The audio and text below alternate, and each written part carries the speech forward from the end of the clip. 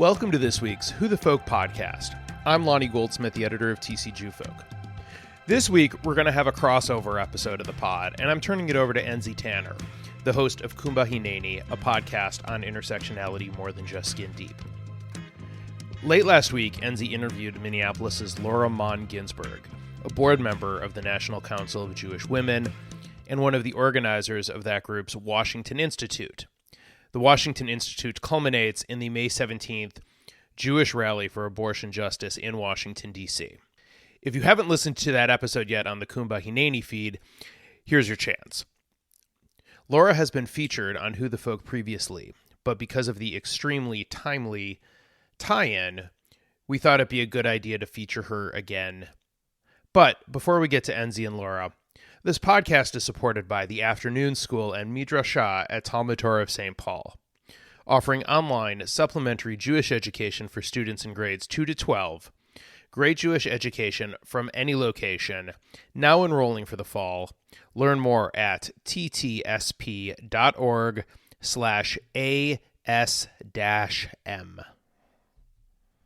All right, welcome back to Kuumba Hineni, a podcast on intersectionality more than skin deep. I'm so excited to have Laura here with us today, and I'm going to have her introduce herself and tell us a little bit about what's going on. Welcome, Laura. Thanks, Enzi. I'm excited to be here with you. So my name is Laura Monn Ginsburg. I use she, her pronouns, coming to you from downtown Minneapolis this morning. And yeah, I'm an advocate who's been involved for a long time in issues of justice and equity, and excited to talk to you today and dig into some more intersectionality. And I'm excited. I mean, one of the things that I realized as you were just speaking, that one of the consistent fundraisers that I've always consistently donated to was Neuro, because that was the only pro-choice advocate organization that I knew about. And so one of the exciting things that I'm personally excited about is hearing more, but also how can we support the work, particularly as Jewish folks in our community? How can we continue to support the work? You don't have to answer that right now, but if you want to, you can, and we could. Yeah, absolutely. It's interesting because I too, instinctively you think about Planned Parenthood and AROL, some of these other amazing advocacy organizations on the ground, doing work, in an advocacy space, in a service space, whatever it may be. And those are amazing organizations to support with your money, with volunteering, whatever you can do. And, there are other ways to get into the fight.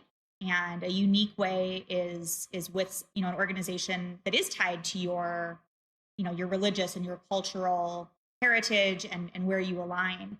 So for me, National Council of Jewish Women has been a great place for me to do that. It's really an organization rooted in the fundamentals of the principles of Judaism and living those out and putting these ideals into action. And reproductive justice, abortion access have always been at the top of our list, and even more so now. So it is an interesting way to think about it, exactly what you were saying of, well, how else could I align this and see this work happen? One of the things that really I love about thinking about is how do we get involved in using our faith community, our cultural community, however we identify it as a means for entering in and getting involved in this conversation, but also becoming more aware.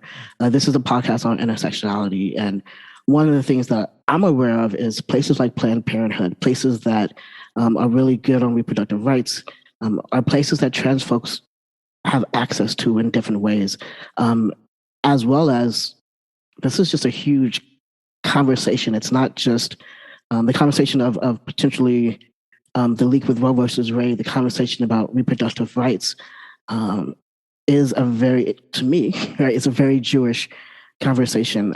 It's very important to me as we're looking at what does this look like, as well as I can't imagine if shellfish and pork was outlawed in the United States based upon I keep thinking about that and be like, what would that actually mean? But really thinking about like, how does this as Jews, as people of faith, as people of culture, however we identify, really, what would you say some tangible ways to get involved. And as well as maybe starting off by talking about I'm going to say the event. So that way I don't mess it up. So the event you're talking about this weekend. Okay. So National Council of Jewish Women, Inc. is obviously a national organization. And then there are sections throughout the United States. So we have an amazing section here in Minnesota. We used to have a Minneapolis and St. Paul section. And with our powers combined, we are now NCJW Minnesota, and a really powerful, longstanding, over 120-year-old organization that has been here doing direct service work, advocacy work, and has really prided itself on being on the front lines of coalition building, partner building, and really thinking about where do we step back and put others forward. That's something that we're thinking about a lot, and especially given exactly what you were just mentioning about the inherent intersectionality of abortion access and abortion rights and reproductive health. That is an area where, as in many other areas, folks of color have typically been marginalized, certainly in the quality of care and access to care, but also in their ability to just speak about what they need and how they see themselves in it. So, National Council of Jewish Women is definitely thinking a lot about that and thinking about our own inherent privilege in this discussion. We have Washington Institute coming up starting this weekend in Washington, D.C., which is where our organization is headquartered. This is a semi-annual meeting that we do. We come together, we learn together, and a big highlight of this conference is always going to Capitol Hill and organizing visits with our representatives. Obviously, this year's a little different, given where we're coming out of COVID and it's still not super accessible to get into the Capitol campus and buildings. So we decided instead this year, we're going to have a full-on rally, and it is about abortion rights, and it's the Jewish Rally for Abortion Rights. It'll be Tuesday, the 17th of May in Washington, D.C. And this is something that was always part of our plan for this event. And obviously, given current events, the leaked memo out of the Supreme Court, it is quintupling in size, which is awesome. So we are seeing interest from other advocacy groups, specifically Jewish advocacy groups, synagogues, other folks that identify with how we identify with abortion, and the imperative that we keep it accessible to all folks who need reproductive services. So that's going to be happening on Tuesday, and we're pretty excited. Are there ways, we will see when this is recorded. Either you'll be listening to this on Tuesday or before. But if this is before, are there ways that folks can share the information about the rally? Is there a Facebook event? Or is this something that, maybe isn't been shared extremely widely? I don't know. That happens sometimes. No, that is a great question. It is going to be, so this is a conference, the good thing about COVID, if there are few good things, is that we have all learned to be a little bit more flexible. So we are offering virtual access to the conference. And that is something that folks can sign up for. We have a pay what you can option because we want it to be accessible and open to get more folks in these conversations. We'll be having conversations on everything from reproductive justice to anti-Semitism and the ways that we're seeing that increase, unfortunately. So folks can, they can tune in for that. They can hear from the many fantastic speakers that we'll have there. We have a professional conference planner, so fingers crossed they're on top of all these things. But yes, the short answer is yes, you can be involved virtually in this conference, in sessions, in workshops, and in the rally on Tuesday. So we would love to have as many faces and folks there, wherever they can be, whether it's with 2 feet on the ground or sitting at home. Awesome. So locally, people all over the country, I don't know, maybe more, I don't think so though, but people all over the country may be listening to this podcast, and we're in Dakota land, also known as North Minneapolis. I'm in North Minneapolis, but also known as Minneapolis, and really thinking about beyond Tuesday. are there ways, I don't know a lot about NCJW. I know a little bit because there was an amazing panel. Time is weird. Well, there was an amazing panel during the pandemic. Right? Yeah, during the pandemic, that was really talking about, like, it brought together non-Jewish Black Northsiders and non-Black Jewish folks, and then me, who just happens to be both, and talking about the history of the history of the North Side, and trying to really think about what does it mean to work together and move forward with that. And I bring that up in a way of actually thinking, particularly of this question of reproductive rights, of a way of naming that NCJW is doing some amazing work locally, and wondering, are there ways for folks to get involved? Is there maybe a sign up, email sign up sheet for folks to get? Because I'm realizing that I'm not on there, right? And so, like, I'm aware that we get information because we talked about earlier that we think of the big names. And so the local stuff, even though NCJW is national, getting involved locally, I think, is important. And actually, even if you're not in Minneapolis, there's y'all are all over. And so there's NCJWs all over, and really looking at what are some ways to get involved. Yeah, I'd love to. So I'll start locally and then get broader. So locally, here in Minnesota, NCJW Minnesota is extremely active. And we're doing a couple of things in this area. So, if abortion rights and access is where you have the most interest, we have a whole, committee that is focused on that. That includes organizing advocacy, such as days at the Capitol. We did a virtual day at the Capitol this year for obvious reasons, but usually we're there in person. We also sit at a few tables, including working with Unrestrict Minnesota, which is focused on, a lot of people want to take solace in the fact that Minnesota will remain a state that has state level protections for abortion should it fall federally. However, A, that can change, and B, we don't have perfect laws. There are always these conditions, or a doctor has to say this to you, or there's waiting period. There's these little things that really chip away at the abortion access that I think we all see as perhaps a binary. Either you can get an abortion or you can't, and it's really a lot more than that. That add some stuff to that as well, as you're bringing that up, because I think one of the other pieces is we make assumptions about our representatives, our state senators' mindset, and we actually have Minnesota is not the liberal state; it's the large cities, and so being very mindful that we're not 100% safe. We're not even. I wouldn't even say we're 50% safe, because there's been this push, and as specifically I would love for us to start paying more attention to local stuff, because as we're talking about this push, we're not as safe as we think we are, and I name that because I've had lots of conversations with folks who are like, "Oh, the South, this is experience, this is all this stuff," and I'm like, "Yo, we're not." We have work to do. Yeah, you really can't take it for granted. Minnesota has the only split legislature in the country currently. So our House is Democrat controlled, our Senate is Republican controlled, and we have a governor, and most of our executive, if not all, branch is Democrat for now.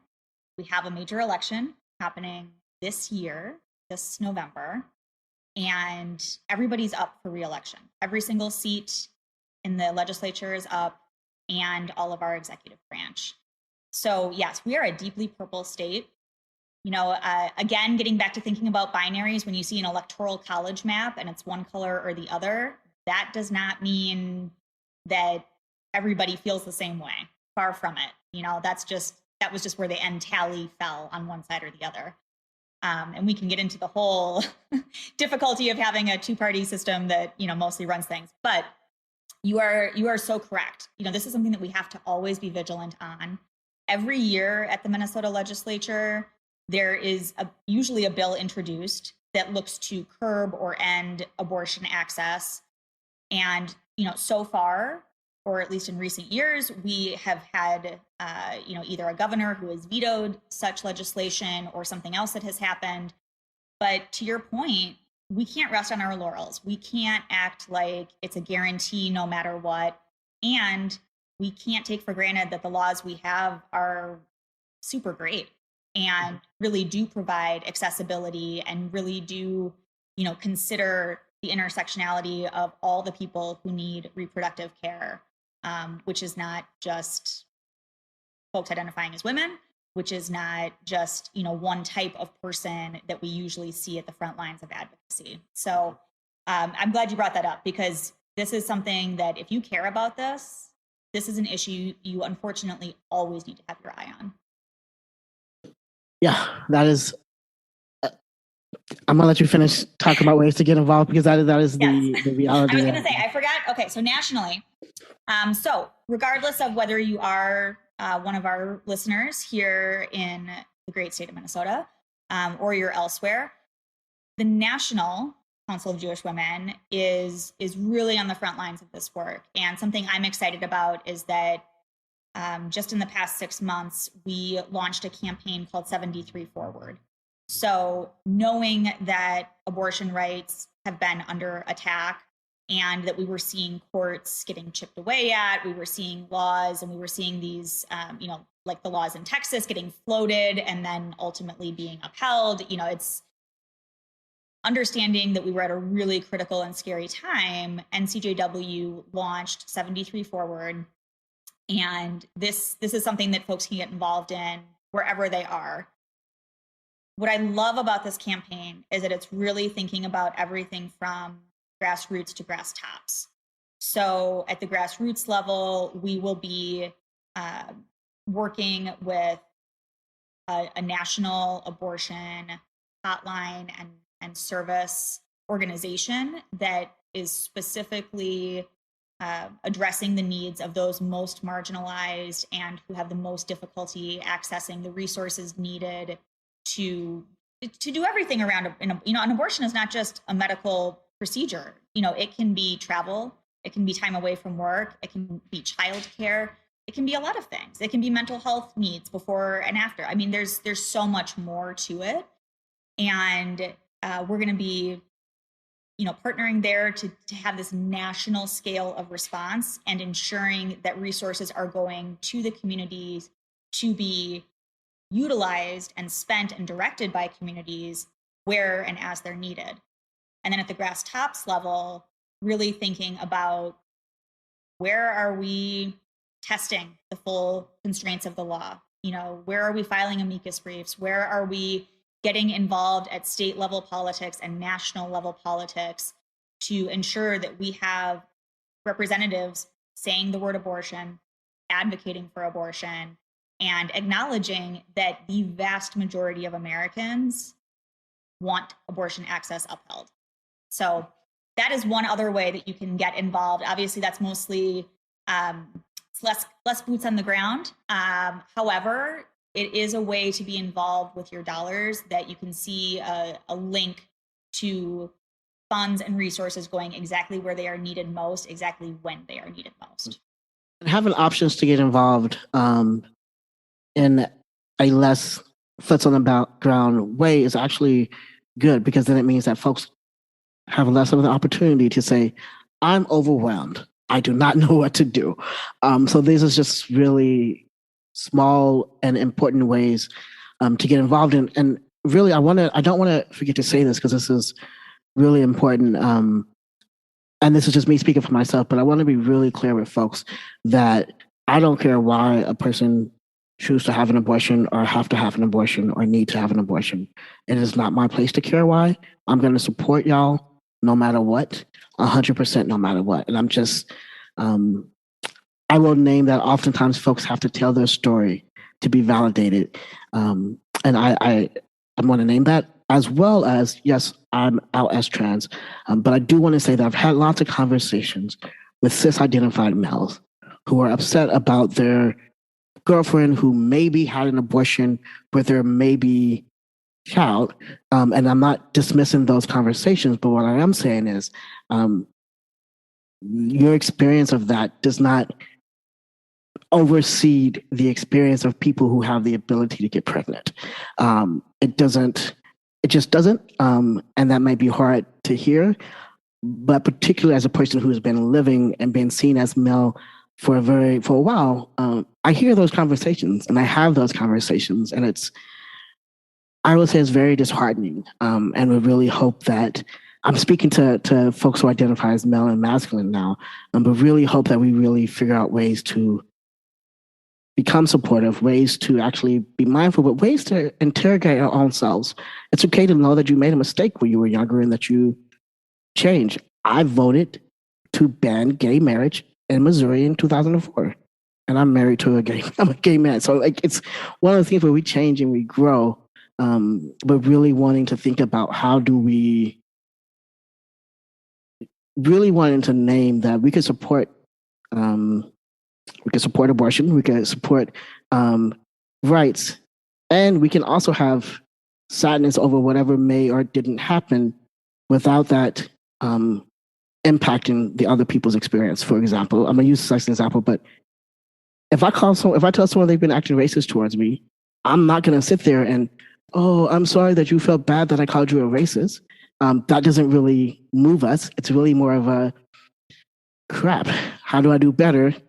How do I change? Or if someone says, yo, Enzi, you just did something extremely sexist, I'm gonna say, huh, let me evaluate that. Let me see if what's that's rooted in, because it's important for us to continue to look at those pieces. So I just wanted to make sure I said that because it doesn't matter. Yeah, I just that's one of the things that's been popping on my brain a lot, especially this. There's nothing wrong with posting those. I'm pro Becky, blah blah blah blah blah. And whenever I see them, my body just completely freezes up because I don't. I want everyone to be valid. And this is speaking as a person who I've had friends die giving childbirth. And that's not necessarily why I'm like everyone should be able to make a decision. And I also am very clear that our bodies are impacted by the way we know how it feels. I have chronic pain. So I know in my body that if I was to get pregnant, for example, there's no way physically that I think I would have been able to carry a child. And if I got pregnant and I chose to have an abortion, it shouldn't be because like I shouldn't have to say, oh, I physically can't do that. Yeah. So I don't want to. No, I totally agree with you. I've seen those going around too. I think about Becky. I think about, and I couldn't agree with you more. That was my same kind of knee-jerk reaction. Was yes, I agree that on the one hand, I do think it's important to lift up all the kind of gray area that we don't think about. Right? You know, abortion for a long time, I think, has been, again, cataloged in kind of a binary of, oh, you don't want to.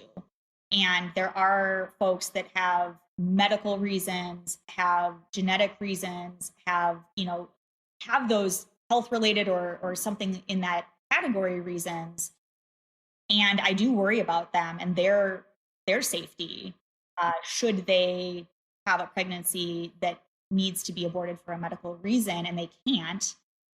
It is worth thinking about those folks, because I don't think that we always have, kind of that full discussion about there are so many reasons that it could happen. And exactly what you're saying, none of my damn business. So whatever it is, certainly I worry about people where their own lives might be in danger. Because I think that it gets really reductive when we talk about abortion, not abortion. And if we truly take it off the table, we are looking at, people in peril.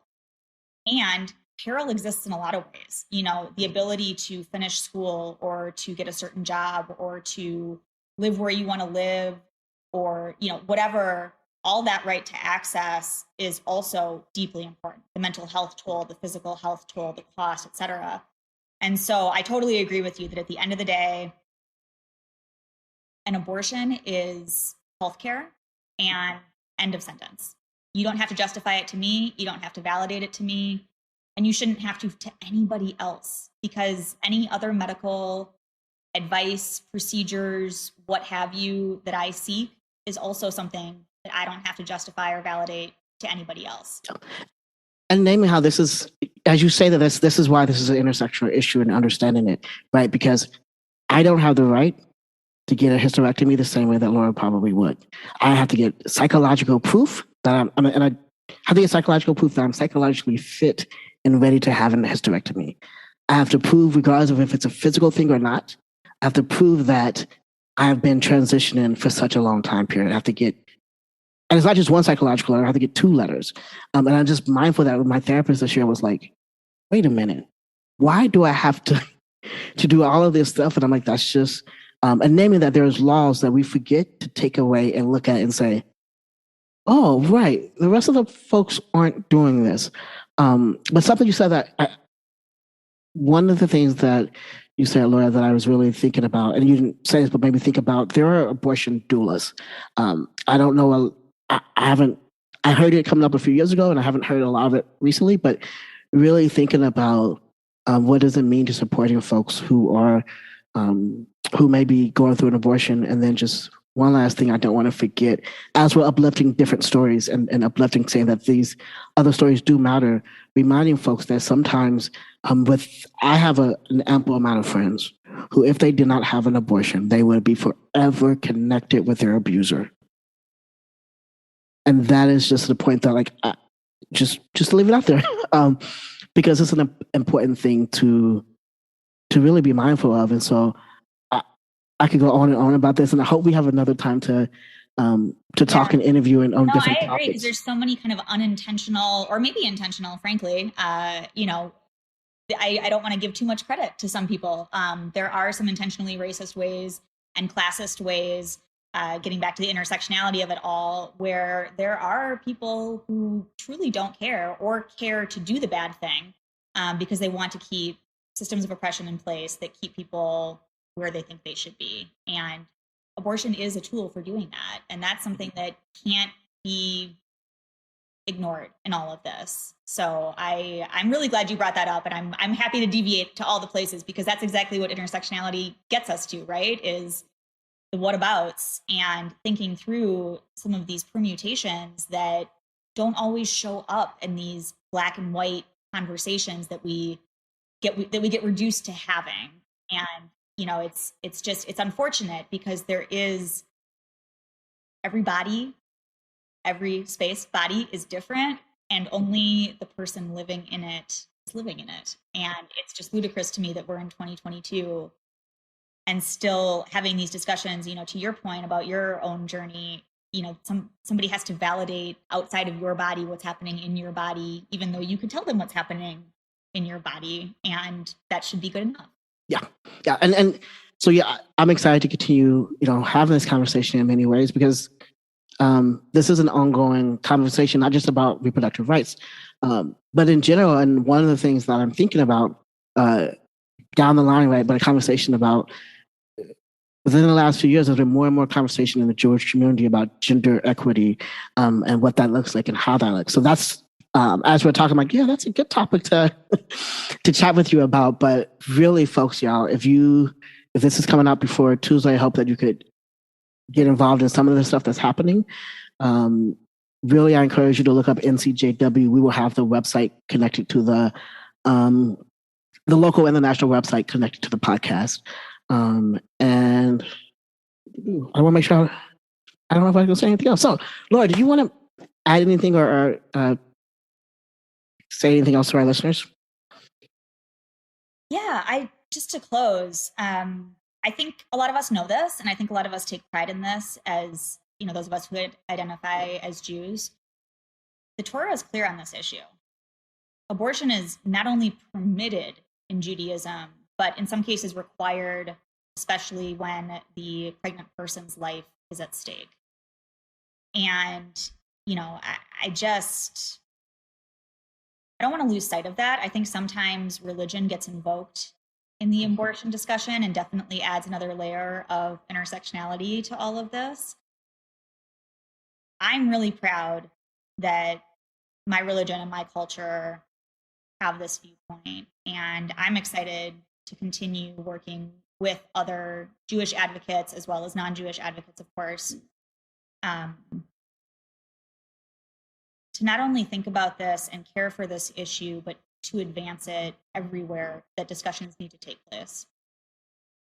I'm wondering, and this is going to be more of a wondering closing statement, but really wondering, recently I've been really having more and more conversations about what would it look like if we put spirituality at the core of the work that we do in movement spaces.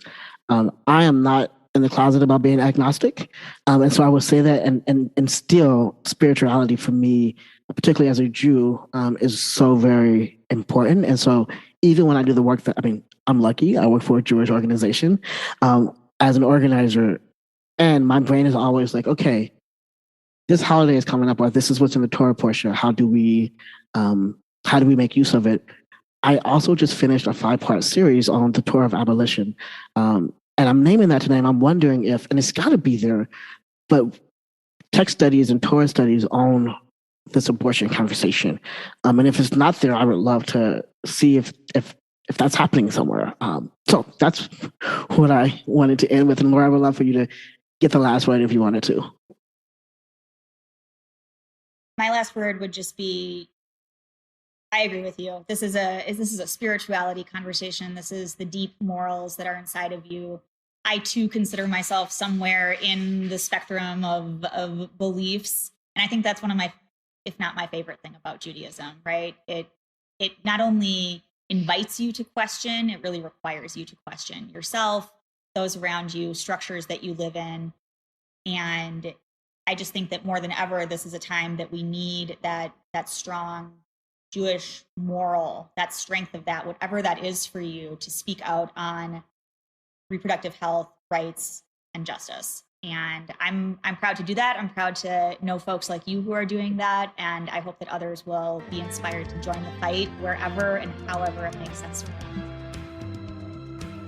Thank you so much. All right, y'all. Thank you again for listening to Kuumba Hineni, a podcast on intersectionality, more than just skin deep. See y'all next time. Peace. The Who the Folk podcast is part of the Jew Folk Podcast Network, a product of Jew Folk Inc.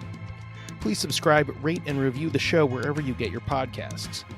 If you have suggestions for other podcast guests, please email them to me at editor@tcjewfolk.com.